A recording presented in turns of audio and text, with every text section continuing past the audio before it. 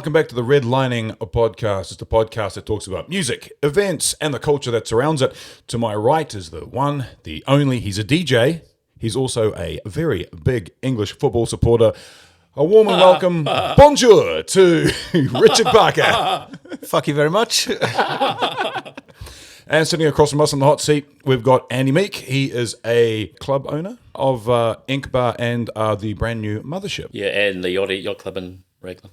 So those of the listeners who don't know your background, just give us a little bit of that. So starting with the yacht club, I guess. Yeah, I'd been in England for a bit. Came back late 90s, I guess. Just doing a bit of low level finance and shit. And one of my friends came back. One of my best mates from Rotorua, and under duress from my missus, get us out of the house, get a fucking job. We started looking at business opportunities. Literally, the second one we looked at was the Space, which was abandoned. That was Ink, and we got in there and renovated it. And what you see now is what we did 22 years ago. So Ink's obviously been a bit of a mainstay of the Auckland electronic music scene. How do you think you've kept that longevity? We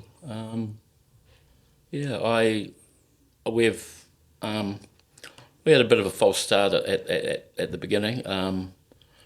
Me and my best mate partner, we sort of fell out on the original direction. He wanted, he'd be bouncing at the Met in London, and he sort of had that sort of idea. So it was, quality DJs, no door fee, which is essential. After 2 years, he had had enough, and I brought him out, and I started booking Greg. Even though John loved Greg, he thought he was too banging, so I started booking Greg Churchill, started putting cover charge on, started doing parties, and it slowly evolved from there. And Greg is still a resident DJ there? Yeah, I mean, Greg's best DJ I've ever heard. He's a different planet. Nice. How does owning a club in Auckland compare with owning a club in Raglan? I also had one called Coherent, which was next to Ink. I had that for 7 years, from 2005 to 2012. Yeah. You could connect through the back door, so it could be Ink, could be Incoherent, or it could be Coherent. Yeah. And although Ink has always been techno and house, Coherent would do heavy bass, we'd do bands. Yeah. We'd sort of mix it up a bit, but my lease ran out after 7 years, and I didn't want to take it on again. It was too much of a struggle. So literally, we gave that up. Did you open all of those at the same time, or I did Ink in 2000. Yep. Coherent in 2005. The yacht club was already going. It was already had a reputation. Maybe 2008 that started. So I bought that. I took over at the end of 2013. So pretty much 9 years ago. Yep. Nice. What's it like being the owner of a club that's pretty successful? Everyone likes doing things well. Did you find yourself like in the glory days going down there and like just looking around all these people like going for it on the dance floor going, "Oh, I created this"? Fucking hell, I would be. This is mine. Probably. I don't get to Ink that often these days, but I probably feel like that more these days, that it can exist and thrive without me. Yeah. Now, I'm immensely proud of it. Yeah, definitely. Like, we had a conversation not so long ago where we came and interviewed you, adding, and talk about how how are your dogs, by the way? Beautiful dogs. Yeah, they were beautiful, lovely. I left them at home today. Oh, did you? Okay. Are they still attracted to each other? Or? Yeah, gay brothers.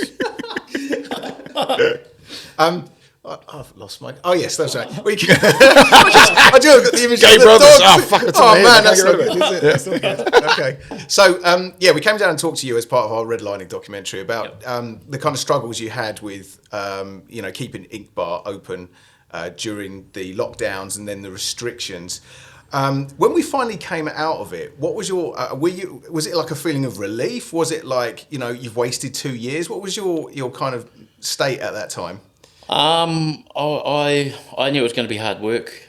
Like the if you go from the first lockdown, which finished in June 2020, And then down again, and every time, and it was over the Yachty and Ink. Every time that you reopened, the enthusiasm was a bit worse. I mean, that first one, the first time it actually saved my life. I'd got myself in the shit trying to buy some premium property in Raglan, and I'd fucked it up.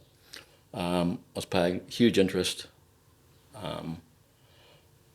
Things weren't looking that flash. I've been shut. And then the 8 weeks that Ink was open, it was the best 8 weeks I'd traded in 20 years. It was that phenomenal. And in that moment, I was able to show my books and refinance and get myself out of the shit and carry on. Did you think that was just like a sense of relief of obviously, the fact that your financial problems were a little bit relieved, but also from a patron's point of view, this kind of release from the restrictions, from the lockdowns, and finally get out and party? Yeah, it was crazy. Like I say, it was the biggest 8 weeks I'd ever had. The police were sort of turning a blind eye to numbers. It was incredible. So. But the next lockdown, it went, and then it wasn't the same enthusiasm, and then it just got less and less. People just adapting to the reality of life. So in the last year, when we completely came out of restrictions, have you seen the numbers sort of slowly go up, or has it been kind of an instant thing? No, Ink's gone to troughs I never thought would happen. There's been nights that. You're breaking worse records, lower records. It's been super challenging. The Yachty was, Raglan and winter's always problematic. But Ink from July to, with the occasional exception from July to really November was, I'd never known it to be like that. I guess I'd been pretty lucky that having it for a long time, always keeping cover charge on.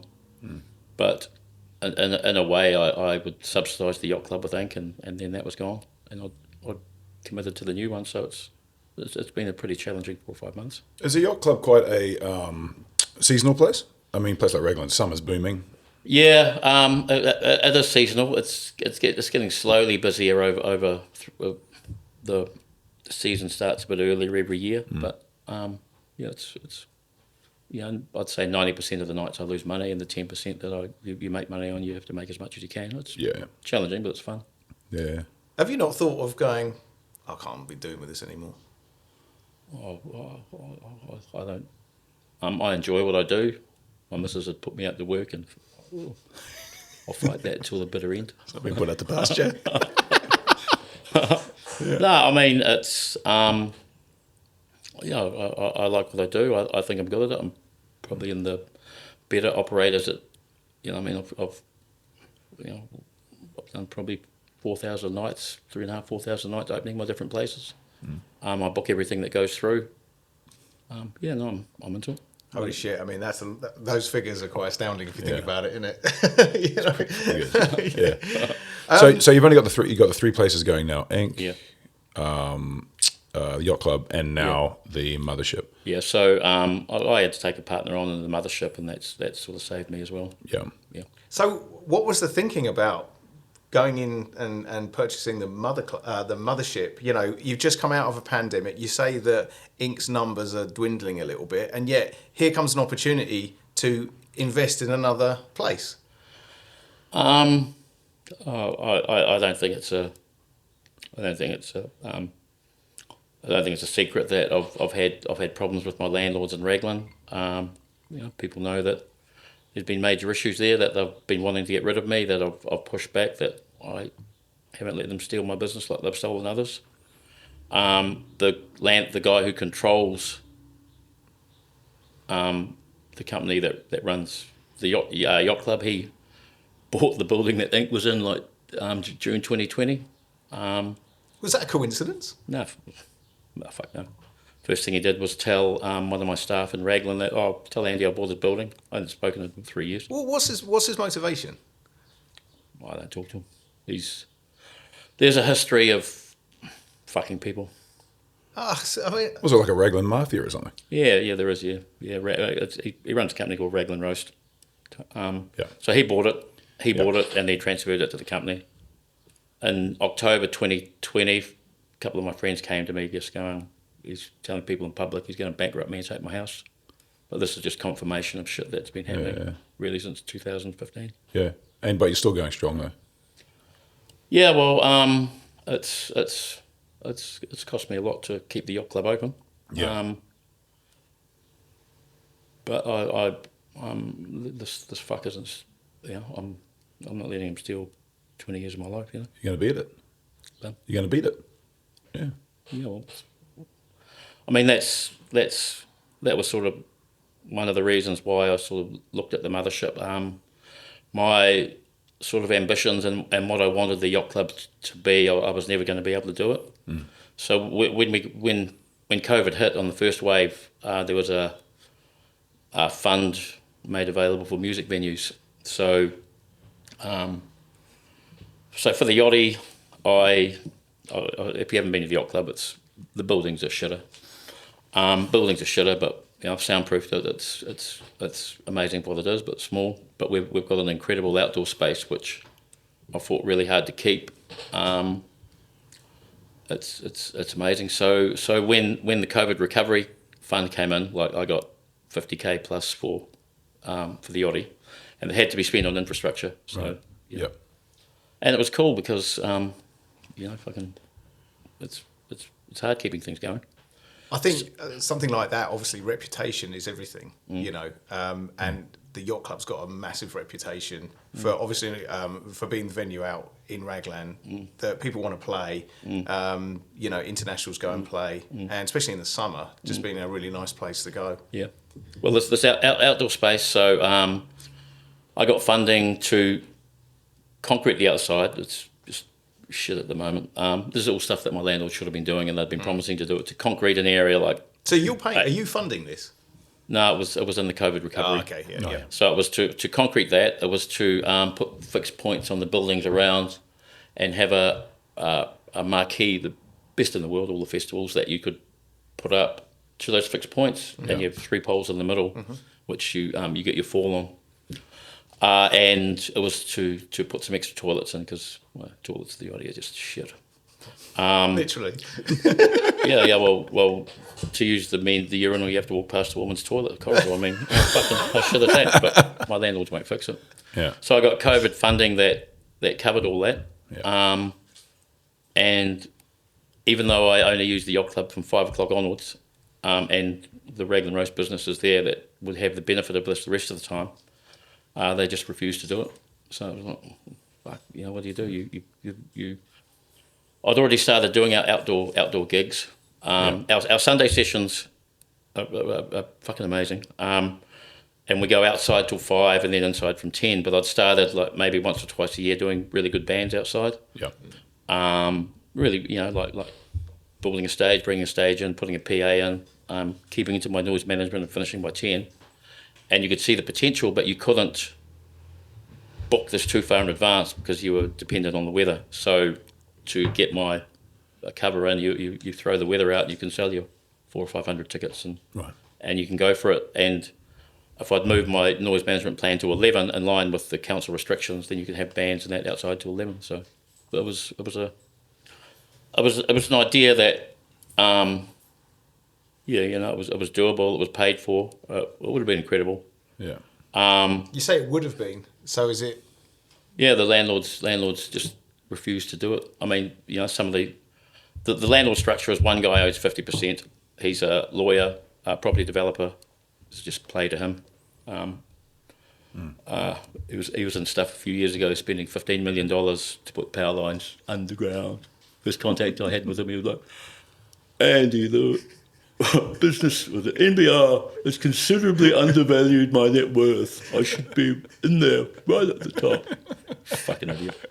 Probably thinks you'd be yeah. This is the type of clown. So he's 50%. Originally he was on my side, but then I had the Raglan roast guy removed as landlord spokesman like 2017. I'd lost my liquor license. I went to court. I won it back on the principle that you can't take a license for bunch of minor shit like forgetting to pay your fucking pie money. Literally, yeah. My right to register my food registration to sell pies. Wow. The fight, and so I won that in court, and it was a pretty good precedent to set. Yep. But then when I got it back, he said that from that moment on, all the decisions, instead of being majority, where 50% he'd say, were unanimous. So the other 9 landlords owned the 50%. Any one of them could kick up, and so it meant it gave Tony back control again. Oh, right. So what's happening with the yacht club at the moment? It just is what it is. Okay, well, there's a lot of stuff I'm not going to go into because it's it's still a battle.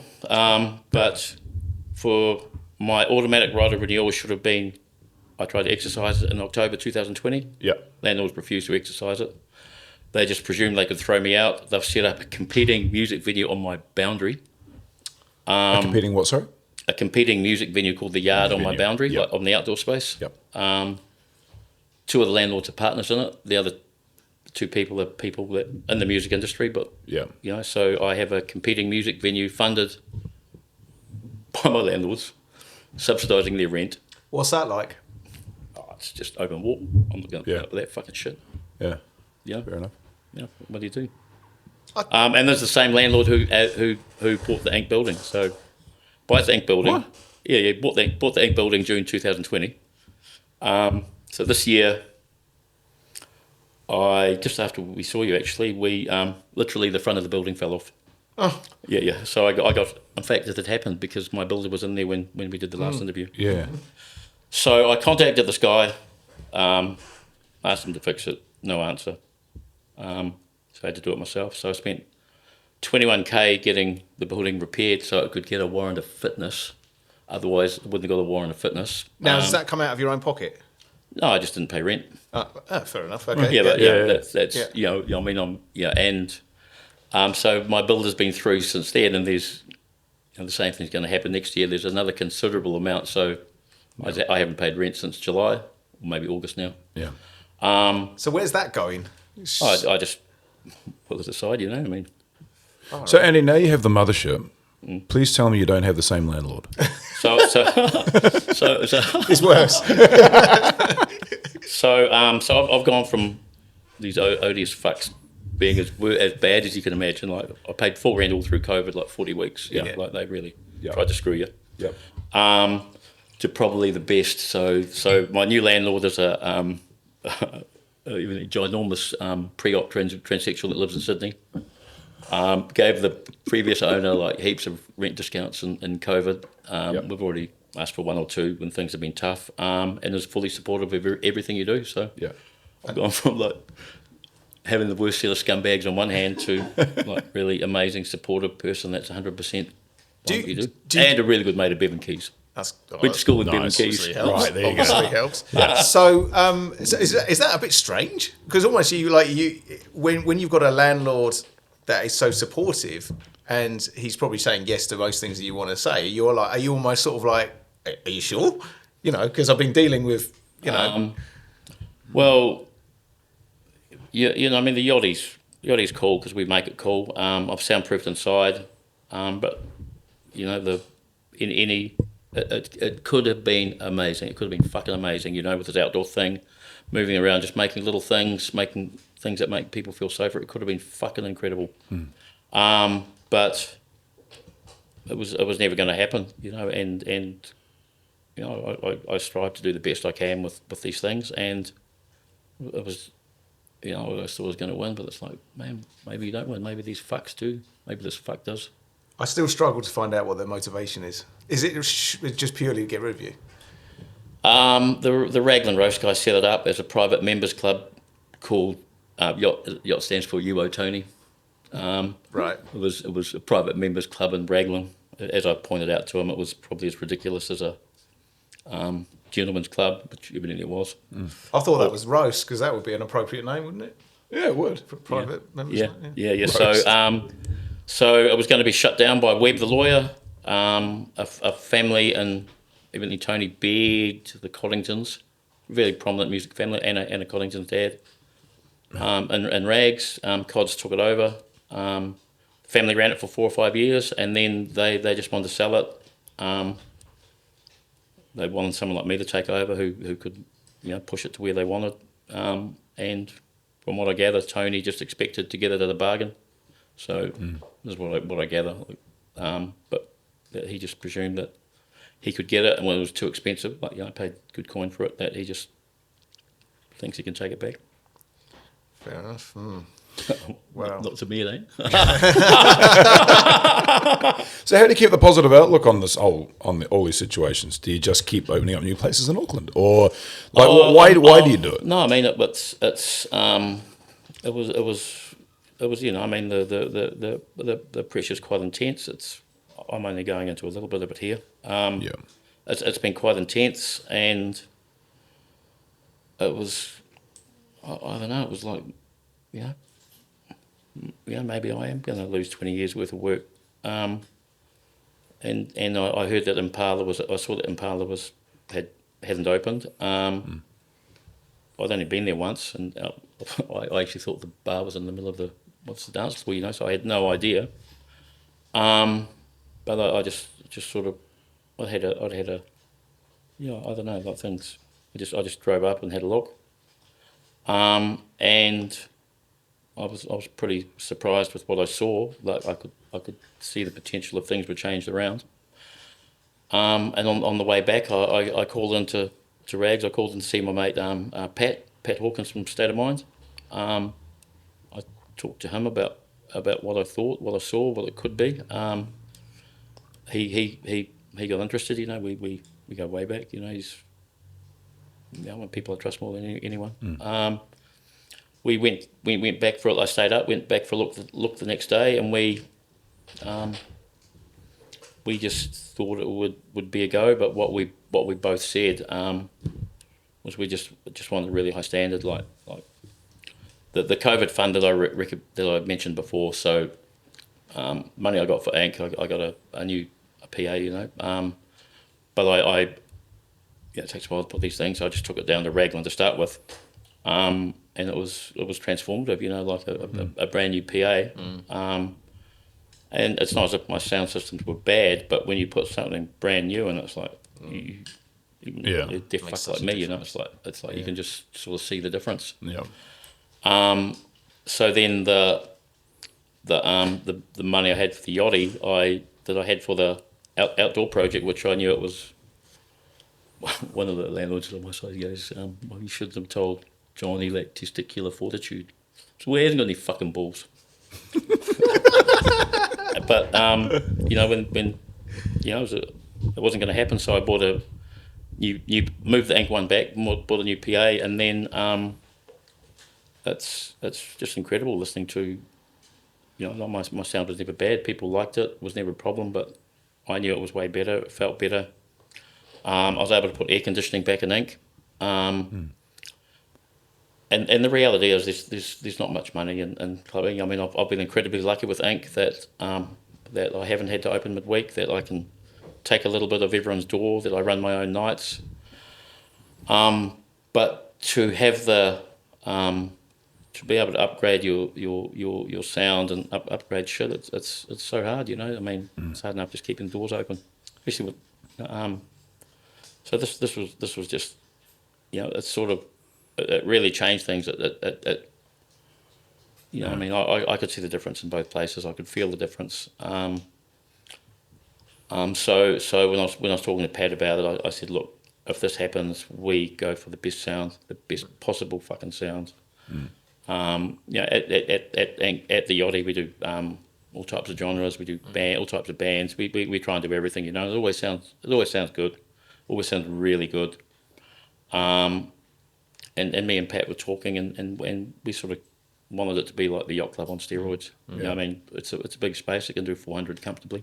So how long's the Mothership been open? We opened July 8th. Okay, so it's been a pretty positive 6 months, would you say? Yeah, we did all the renos. It took 8 weeks. So we ripped into it. And what's the response been like? I mean, you've had some pretty busy nights. You've attracted some big international guests, bands. Has it been everything you thought it would be? I knew it would be hard. I didn't think it would be this fucking hard. You know, it's just the sort of if we hadn't have set such a high bar for ourselves, like with the sound system. I went to a guy, Mark, from Forge Audio, who I've dealt with years and years, and we talked about it. He said, you've got to go with Adamson, which is one of the real premium brands, Live Nation compatible. Mark happened to be the biggest buyer of Adamson in the country. Explain Live Nation compatible. What does that mean? So Live Nation are the biggest concert company in the world, right? Promotions company in the world. Gotcha. Yep. They, pretty. So it's kind of like meeting up to Netflix standards if you were making a video. Yeah, This is the sound equivalent. Yeah, for sure. So in New Zealand, Live Nation run the Victor, and they also run the Tuning Fork. Gotcha. Okay. So they've got their evil hand over everything. And so Adamson is their prereq. So a gig at the Tuning Fork is Adamson. So talking to Mark, so when I first met Mark, he'd come to New Zealand, like he was starting out. When I last had dealt with him, he'd gone big. Now he's huge. Now he's, biggest Adamson seller. He's branched out into lights. He's incredible. He's phenomenal businessman, nicest guy, highest standards you can meet. So going to see him, he told us what we thought. He knew the space. Mm-hmm. He sold us some stuff that was 1 year old, a couple of new subs for phenomenal price. Yep. We made the commitment to buy it to start with. So we went in, we tested that. The previous sound system was like 20 years old. We had the option of buying that, but once people think a sound system's cooked, mate, you're fucked, Yeah. And so that's what the Impala, the one, had the reputation of. Yeah. And so, I just that was the guideline, the best possible, and I was incredibly lucky that the guy that could supply it was one of my mates that we'd had a history going back for ages, and even though there hadn't been any dollars changing hands for years, it was a respect thing. What's the how many people can you get in Mothership? How many people can get into InkBar? And then how many can you get into the other place? Yacht Club. Yeah, and overnight you get like 150, 200. Yep. Yacht Club, it sort of varies. With if I use the outdoor space, I can do like 300 or 400. Sure. Inside less. Mothership over a night, Mothership's twice as big. Right. Yeah. So what's the biggest challenge for a place like InkBar? I mean, she's small. We all remember nights, and we all can't remember some nights at InkBar. So what's some of the biggest challenges with a place like InkBar? It's an interesting shape where we actually have the music playing. What are some of the challenges in there? It's been getting people in recent. I know me and my partner John, we sort of got lucky at the start. That was the format that's always been because of the shape. Yeah. We decided that was the dance floor, the outside area. At one stage we thought of maybe moving the toilets down the end to make the dance floor bigger, but then you've got to pump shit around, and literally it's a space that's worked. The outdoor space makes it social. A lot of clubs like that, there's not the social thing, so people meet people. And now with a place like Mothership, it's bigger. I take it. Was it easier apart from the sound and the refurbishment of the sound system and stuff? Was it easier to sort of step into a place like Mothership, which had already been established? No, it was. We didn't want anything to do with the old branding. Like we'd completely change it around. Yep. We'd gone for a new look. Like we've got a sort of irreverent, spacey theme. Where was the inspiration for that? What was the reasoning behind it? Well, our muse. I love the logo. I mean, the logo is well cool. Full name is the motherfucking ship motherfuckers, but we'll just get licensed first. Well, the DJ box was in a funny fucking place. There was a whole VIP area, which is just fucking bullshit. I'm not into that type of crap. And it was sort of the bar itself was great. The offside seating was great, and you could see that if you put a stage in, and I didn't want to just do DJs, So when I came up, the only thing I was looking for the first time was the floor to ceiling. So the floor to ceiling was, in my mind, just enough that you could put a stage on. So once you put a stage on, then you can do what you want. It's quite low ceiling, isn't it? As I recall, is it quite low ceiling? Yeah. So when we picked the place for the stage, we decided that we wanted the subs to go under the stage. Mm-hmm. So then, say, which probably made it a bit higher. So I think it's about 2 metres from the top of the stage to the ceiling with a few beams. So big boys, if they jump up, it's but that's what we wanted. We wanted the subs under the stage. So I mean the low ceiling. But in some ways it makes it better for sound. But yeah, it makes it feel more compact. There's pluses and minuses, but for everything. But it was a non-negotiable. I sort of I also looked at it like, I mean, once I saw it and worked it out, it was like, well, fuck, you're probably never going to get the chance to build your dream music venue again. I mean, it's interesting you use that word, dream. Is it getting close to something that would be close to your dream venue? I don't think we could have done it better. I mean, I'm so proud of what we've done. Like Pat has just been incredible from day one. We've both had the same vision. We went in there with rough ideas. There was big spaces where wallpaper was behind cages. That was a feature. We decided we wanted those as murals, but we didn't have a concept or a theme at that time. But there was a guy, Chris Stapp, who's a sort of irreverent artist that I knew, and he's one of the most freakishly talented artists around. He paints, he paints, he plays music, he's made films, he was a stuntman, he's had music videos, he's just a phenomenon. So I knew Chris, and Chris came down, he looked at the space, and we didn't give him a brief, and a lot of the stuff's quite sick too, but Stapp's a legend. I mean, I'll show you some. So Chris came down, but didn't know him that well. But it's everyone that has any interest in arts of any type, they know and revere Chris, because he just gets out there and does it, and he literally looked at these spaces where murals were, and he just started thinking of big spaceships, his take on spaceships. And so he started doing those, and it was like there was no brief or art. And then Pat was down at my place in Rags, Pat and Mel, his lady, and mine, and we were just tossing names around, and the Mothership came up, and it was, I mean, who doesn't like Parliament, I remember hearing Flashlight for the first time as a kid and going, holy fuck, what's that? They did a seminal concert here at St James like 15 years ago, which, but it was also like, we knew what we wanted, and the Mothership was, I suppose, a bit brash, like, I think it's something that people will remember for sure. Yeah. Something that stands out. Yeah. And so, do you think this is a venue that Auckland needed?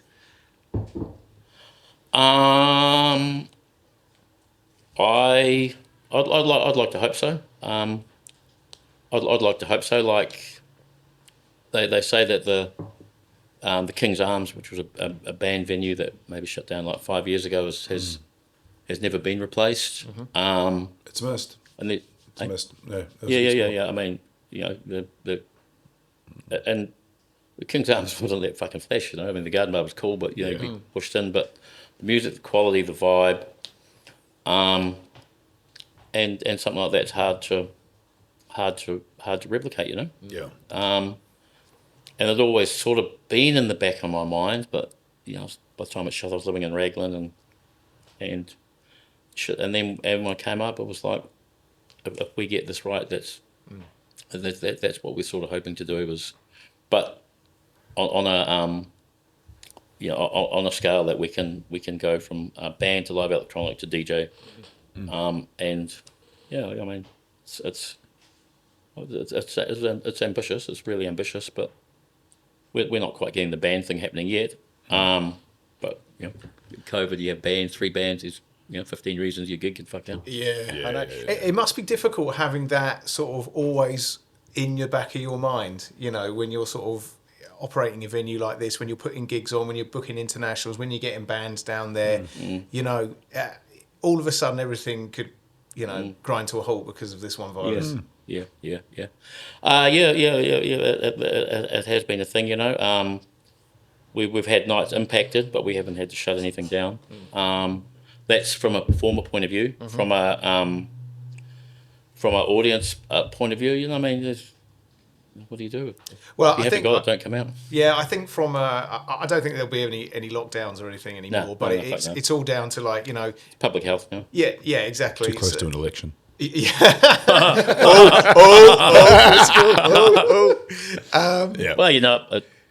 I can't see it happening. But it's true though. Like for the last or the first year, we didn't know what the fuck was going on, and then for 2 years, we just couldn't relax because you just weren't sure. We're in this kind of limbo. It's a limbo. Can I go out? Can I go out? Do I want to go out? Has this cunt got COVID? Am I going to get it? Am I going to spread it around? I don't want to be the one that goes to a super spreader or turns a venue into a super spreader, right? So. Yeah. It's always in your mind, and it's in your mind now. I reckon there's people that are thinking, shall I go to a Christmas party? Shall I go here? It's quite close to Christmas. I probably won't bother, because I don't want to be sick. I'm going away. That mentality is always now going to be with us. Yeah. I don't care. I've never cared. I've never had it, and I probably will one day. Here we go. So next week. I'm out. Yeah, well, Happy New Year from my bed. Yeah. I think I got it from doing a private function at Ink in March last year when there was a little anomaly that you could do these things. I think I got it then. Raglan had sort of had a bit of a profile for being a bit of a super spreader at the end of the year before. So, you saw your mates getting it and you saw how they're getting affected. And, I went into isolation and then came out and was talking to my neighbour, and then my neighbour gets hold of me, and him and his family had got it, so it was like 3 weeks isolation. I didn't even get it. But it is what it was, eh? It is what it is. I think if you spend your whole life thinking about it, then you're never going to go anywhere, are you? That's exactly right. The less it's spoken about in social circles. It gets a bit uncomfortable when it comes up now. Eh? Yeah. Especially Raglan with his so many fucking Andys. True. Actually, how did that affect things when they started bringing up mandates for things like the jab and all that sort of stuff?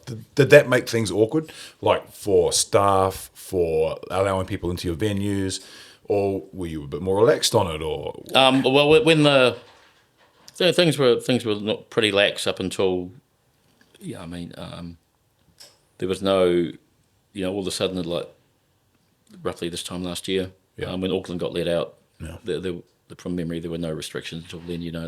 We'd done our lockdown. People would come out. No one's getting tested. You didn't have the RAT tests. But when they came out, like we just got invaded in rags by Auckwackers. And it was cool, But I believed in the science, so we'd be scanning and IDing people. But there was if you didn't ID people, then and I'd have people come in and say that I was the only player that. It was good to see someone IDing because I'd been going to bars and shit where no one was IDing, but I believe in science. Yeah. So until in that December last year, we opened on December. I was going broke pretty quick being in rags, and there's a lot of Did you get a lot of shit for that? No, I just said, well, this is how it is. This is what I'm doing. Yeah, because I think we've spoken to a few promoters or bar owners or bar venue managers who said they did get quite a bit of fallout from from I don't want to say the unvaccinated, but people who didn't believe in the science and saying that I'd get a bit of like natured shit. A lot of my friends were. I came back with a mate of mine from Auckland, and we went go-karting on the way back, and so he was in there on a photocopied. On a fake one. So I went in first. Made sure they did an ID check, then told him to come in, go karting. And then the second time we did it, I'd had a print of mine on my phone, so I wasn't allowed in. So he was in there on the fake one. I wasn't allowed in. Then after about 5 minutes, my one scanned. What the hell? It does seem so crazy that was only a year ago. It feels so much longer ago. But it was only a year ago, wasn't it? We were still in lockdowns not January, but earlier this year, weren't we? Well, and then, It's we had that crap. Auckland got out about now last year, and that went to, for me, it went to January the weekend of January 23rd, so 6 or 7 weeks. It was the convenient, you're out for Christmas, but we're going to put you back in as soon as you're out of that. So crap. get out, spread around a little bit. Yeah, exactly. Mix it up, you're back in again. and then we'll close it down. Yeah. That was when That's the Dimension. DJ Dimension was meant to Mike Cronin, wasn't it? Oh shit, that's right. Sorry for that. Yeah, he was such a scapegoat. Major scapegoat. Terrible. And Everyone's Little going, he's Impala. going to spoil our summer. How dare he have a drink? Damn it! Where's my pitchfork? I'm getting... But he didn't. He made a mistake. Yeah. But to be fair, if you look at what he did, most of us would have made that same mistake. Yeah. I thought my time was up. I had done my 10, 12 days, whatever it was. But no, you had to wait for something. Anyway, poor guy. Yeah, for sure. Yeah, poor guy. Yeah. But it's funny, like we talk about that every time we talk about COVID and talk about poignant things that happened in COVID or during the lockdowns. You have to think about it because it's such a weird time. Like, was it the first year? Was it the second year? Was it? Totally. It's so weird.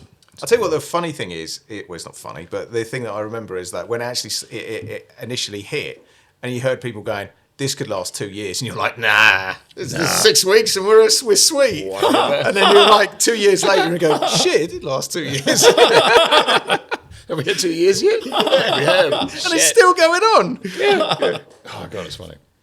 I think I declared the pandemic over last week. I'm not going back on that. I declared it over like 6 months ago. Exactly. I was like, it's done. I'm out. Okay, so future plans for the Mothership. So in like a year, 2 years, 5 years, where do you see it? I think what we've got is ahead of the pack at the moment. It's just really hard getting the.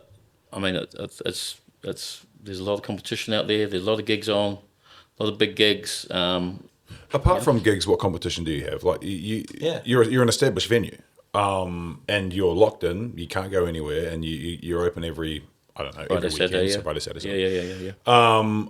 What are your major competitors? Obviously, those events, those random gigs that come up. Who's your major competitor? Well, sometimes it's Ink. Yeah, you're competing with yourself. Do you ever go? I'm going to shut Ink because I want everyone to go to the Mothership. Well, the first big gig that Ossie and Matt did for Lo-Fi, Sebastian Ledger, I had my worst Friday of the fucking year. It was like, what the hell? Yeah. But it was like it's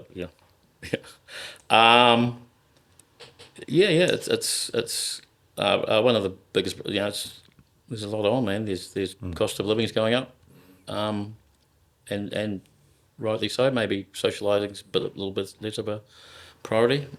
What I'm excited to see, and what I've seen over the last kind of 3 or 4 months, is just obviously now New Zealand is open and we're getting more international acts in. That's not to say like the talent we have in New Zealand. That's nothing against them, but you can't be also having an international act come good over. draw card. Yeah, exactly.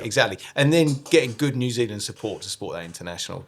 And what I've seen from the Mothership is that you're drawing some of these big international acts that have come in, and it's kind of a place for these acts to go. Like you mentioned Sebastian Legier, and in Europe he's a big draw. He draws festivals. Clubs, 2,000 people, whatever, and to see him come over and play at the Mothership, I mean, cool. That's pretty special. Huh? Well, starting somewhere from scratch in the middle of winter, it was, you have to satisfy people that you're going to open. When we opened, we had one booking the night after, and we had a booking by Maroki, who's a Raglan kid that's starting to crack it. 3 weeks later, and then we had nothing around that because people want to see what you're doing. It's winter, so we have to do our own shit. We were a week late opening. Still whacked it out and pretty quick, but people want to see that you're delivering. And then there's a lag time for when gigs happen. You do some gigs that don't work, like the one we talked about before. So a gig like that, we probably lost $5,000. Just for the listeners, which one was that? What do you call it? Friend Within. Yeah, Friend Within. Oh yeah. Yeah. So it was I mean, it should have been sweet, but that's just what happens sometimes. And I noticed that a little bit in the second lockdown is that there's just nights where all the town's fucked. So I don't know what was happening because I don't live up here, but you know, to make back that $5,000, you know, you need like 3 Sebastian ledgers. It's, you know, people. It's interesting that I guess people's mentality to actually going out or you know, like they're used to be creatures of habit that used to go out every week, and now, like, you know, maybe it's once every fortnight, maybe once every month, probably a little bit more than that, and because they had this long period of lockdown, and attitudes have changed. Yeah, and you know, if you got a family and you know a few bucks short at the end of the week, then maybe you shouldn't be going out. With the cost of living going up as well. Yeah. That's a good point, actually. Like, with the cost of living and the way that things are, I mean, petrol's about to go up again by fucking 12 cents or whatever at the end of February. There's a lot of pressure on families in that. Yeah.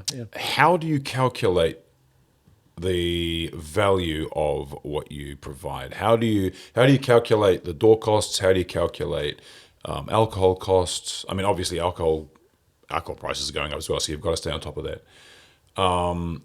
Is there a balance between getting as many people as we can in at a lower price, or keeping it a little bit more high end at a higher price to come in? Okay. So most of the gigs we do, we deal with promoters. So the promoter, quite often they're getting gouged a little bit. You know, like getting someone out here. People are trying to make money back from the last 2 or 3 years. Sometimes someone comes to you and you don't, and it's like $30 for that. Fucking hell. So yeah, it's pretty constant, and yeah. There's some unrealistic expectation out there, and the unrealistic expectation means a lot of people won't go to that gig. So you've got to stay on top of that. Yeah. Just out of context, how much was the Friend Within gig? Oh, I couldn't tell you. Oh, okay, fair enough. Maybe $20 to start with. Yeah, I don't think it's unreasonable for, you know, to get an international over and ask $20-$30. Yeah. I think it's when it sort of hits $80-$90 that you sort of think, well, maybe not, you know. And it's not, and you know, the international alone is not going to make you part of your money. It's got to be more than that, you know. Whether it's, you know, more of an event than just a night.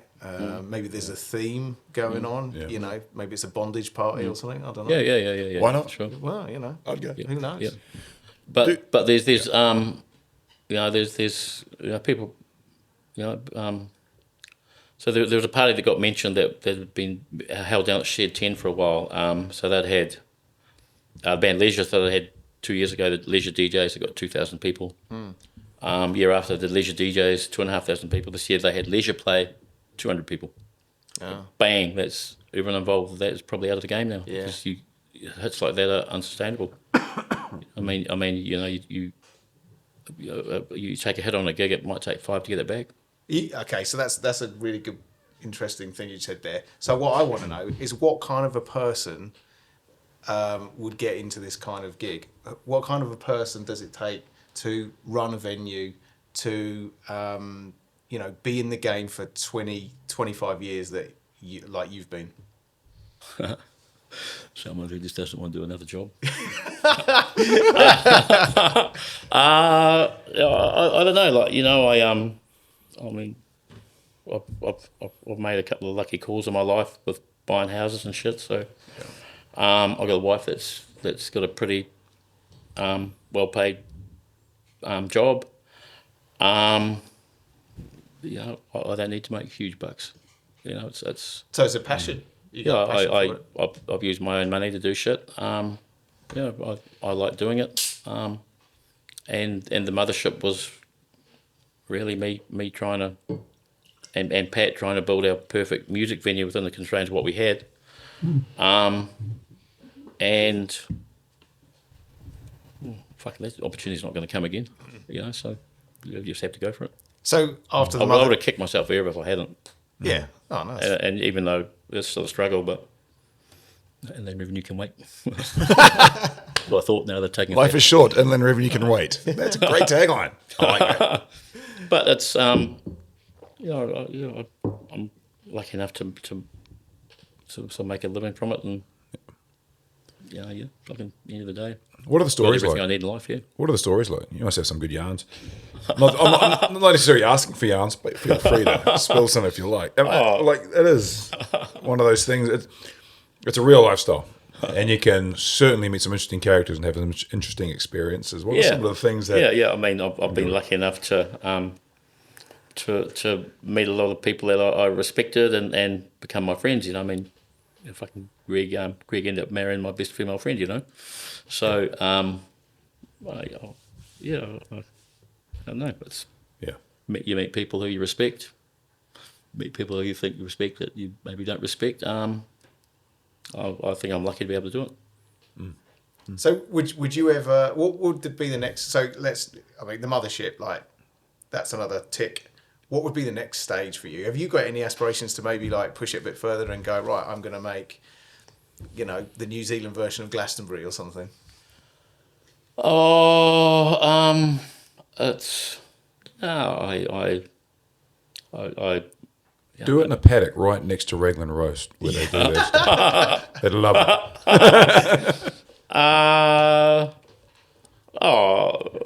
Maybe one day, like a little. I see phenomenal music all the time. I've seen bands like Summer Thieves come from nothing, staying in my garage, on the edge of being superstars. I've seen LAB playing there before. And even from day one, it was like, holy fuck. Maybe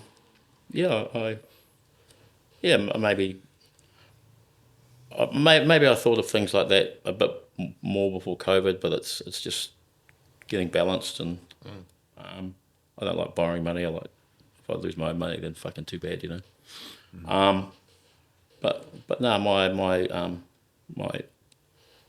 aspirations in the game are certainly being met by getting the Mothership humming, and I have to take a back role in it at the moment because I'm actually not allowed on premise, police opposition. But Pat's phenomenal. We share the same vision, and that's the most incredible thing, is finding a business partner that you can wholeheartedly trust. That, I'm incredibly lucky to have that. Does that make you sad that you can't go on the premises? Nah. It's like I say, there's a few battles with my landlords and that, and it's I'm in Auckland tomorrow to meet licensing with my lawyer mate who just kicks fucking ass. I've been opposed. I'm only allowed to be a shareholder in the Mothership at the moment because of police opposition on the grounds of noise complaints in Raglan and just utter fucking bullshit. Yep. But we had to agree to it to get our bridging license. So what do you do? When the council sees this, like there's going to be a new venue in Auckland, like who's the licensee? Oh, fucking hell, not Andy again. well, I mean, it's all sort of happening at once. I've got the ink license in. I mean, when we opened on July 8th, I found out the police opposition on July 20th. It's taken quite a while to get through the process. And it was the bridging license. Well, we had been operating on, So the bridging license is what we need, because then it is ours. And then it came through November 18th. But we'd made the deal back in September that's what they wanted. It was decided not to push then. And I'd been up here quite a bit anyway, and Pat had been overseas for a bit, and so Pitch Black was the last gig I went to. I mean, I'm up here now having a look, but my lawyer mate, he's just a monster, and we expect to maybe not win it tomorrow, but police can't oppose on this fucking shit.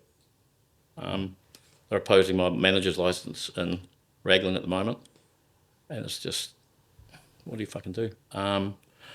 And my ink license, which has always gone through automatically 22 years, that was meant to be decided by 8th of December, so we'll see what happens there. But, I don't know. Well, it's a bit weird having police opposition. So what does the future hold for Andy? 3 venues on the go, cranking hard? Ink's starting to turn around. Ink's sort of getting back to what it was. Yachty's always good in winter, and the Mothership, we're refining what we do. I mean, I couldn't be prouder or happier what we've done. It's it's a real buzz. It's just getting it consistent over all types of music. You're trying to weed out the shit nights to the more good nights, more internationals. Yeah, I think that Mothership is so wicked in every way that it should become a iconic venue like Ink has. I think we'd have to fuck it up pretty badly for it not to become like that. It's me and Pat don't think we could have done any better. We've had great support, great artists, great people working. And the feedback we're getting from customers, from promoters, from everyone is the same. So even though times are really tough, like I said, a gig that you fuck up, you lose, $5,000. It takes weeks to get that back, but we're getting there, and it's. I mean, it's the worst time in 20 years to do anything like that. Doesn't even compare, and in winter as well. Fucking like I said, there wasn't any other. You either grab it or you don't know. Yeah. So I've had to juggle shit around. I've had to juggle stuff around. I had my wife help me out, but we haven't sold the house yet. And Ink is an iconic venue, and I mean, everybody I know who I've socialised with, and they all go to K Road. At the end of the night, it comes. We've all been under the viaduct and the waterfront and all that. Where do we go now? K Road. Where are we going on K Road? Ink. Ink's always the place that people talk about. And whether they remember it or not, they always say they have a great time. And fingers crossed that you just keep on cranking on. Oh yeah, I mean that's You'd have to what's the saying? You'd have to claw me out of there with your dead hands or something. It's oh my cold dead hands. Dead hands. Yeah, it's. I mean, Ink was a life changer for me. And Ink has been what Ink did was it's given me the money and the cash flow and the reputation and the experience to carry on and do the other things. And it's probably taken me 20 years of learning shit for me and Pat to do with Mothership, but that's why we, in my opinion, nailed it, and we'll continue nailing it. I'm very much looking forward to seeing where the Mothership goes from here, because I'm very excited by it as a venue, and it's been a great start. Yeah, it's like I say, we're as happy as we can be. I'm not fucking walking away. And best landlord in New Zealand. I live in Sydney. Well, we've got the best landlord in New Zealand. So what have you got? We'll bring this up to wrap this up pretty quickly now. So what have you got coming up in your venues that point you? Any major dates that you can think of? Okay, so we've got a huge one, say Wednesday. We've got a huge one on Friday, Crafty Cuts, Stanton Warriors at Mothership. That'll be huge. Cool. Same night I've got Paige Julia playing Ink, her techno thing.